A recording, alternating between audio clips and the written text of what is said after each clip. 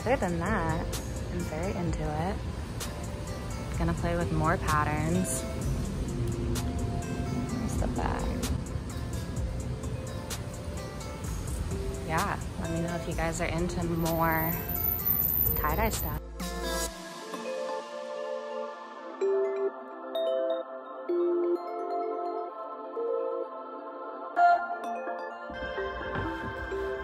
Hey guys, well, thanks thanks for watching that video about tie-dyeing with natural dyes. I guess tie-dyeing with turmeric. If you have not yet, please go check out our yellow episode. This video will make a lot more sense once you do. We get really deep into the history of the color yellow as it pertains to art and history and all that stuff. I went into natural dyes and the history of natural dyes, so I thought I'd have my hand at it, and honestly, I'm very, very pleased with the outcome. I've worn this shirt quite a bit since I got it, or made it. This was my second attempt, and both were done completely, as you saw, with just turmeric, water, and white vinegar. Just used some old stained shirts, did some different patterns, super easy.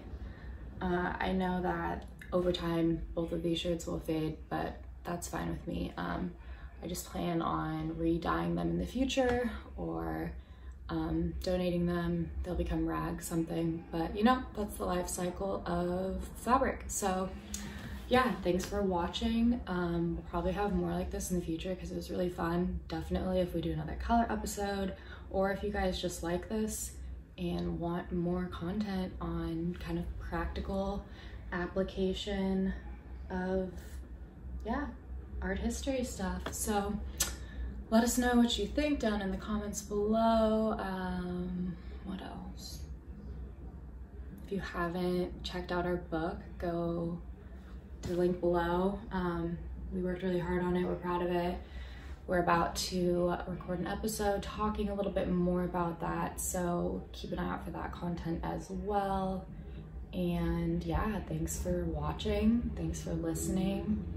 And I hope you find this helpful. If you make your own yellow tie-dye with turmeric or some other natural dye, let us know, send us pictures. Yeah, have a great rest of your day.